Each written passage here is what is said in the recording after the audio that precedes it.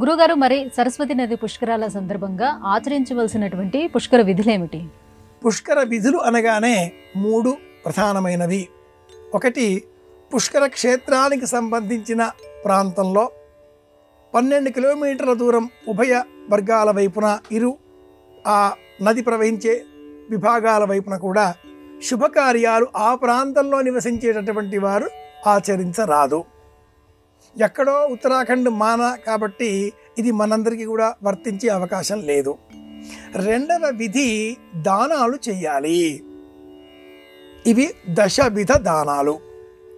గోభూ తిల హిరణ్య ఆజ్య వాసో ధాన్య గుడానిచ రౌప్యం లవణమిత్యాహు.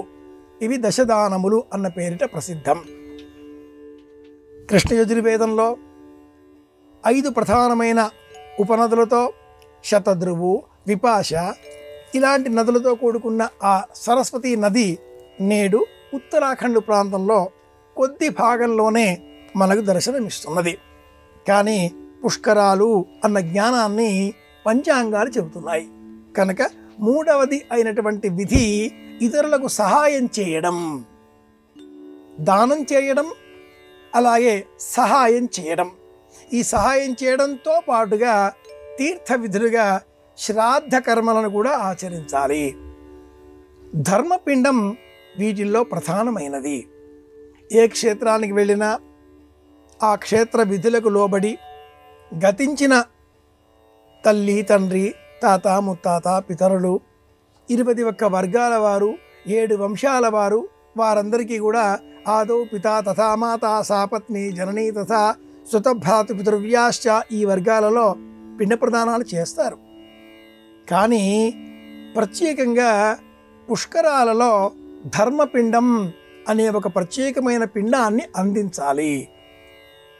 తెలియకుండా మరణించిన వారు మనకు బంధువులే, కానీ గోత్ర ప్రవరులు తెలియవు. అలాగే అనుకోకుండా ప్రమాదాలలో మరణించిన వారు, దేహం కూడా దొరకదు, ఎప్పుడు మరణించారో తెలియదు, సమయం కూడా తెలియదు, ఉన్నారో లేదో కూడా తెలియదు, సంతానం లేకుండా మరణించారు. అలాంటి సమస్త జనులకు ఉత్తమ లోకాలు చెందే విధంగా సమర్పించే ఒక పెద్ద ప్రత్యేక పిండం ధర్మపిండం. పుష్కరాలలో సమర్పించేటటువంటి పిండ ప్రదానాలలో ఆ పిండం నిమ్మకాయ ప్రమాణంలో ఉండాలి. ధర్మపిండం కాస్త పెద్దదిగా ఒక జామపండు అంత ప్రమాణంలో ఉండాలి అని కూడా ప్రమాణం.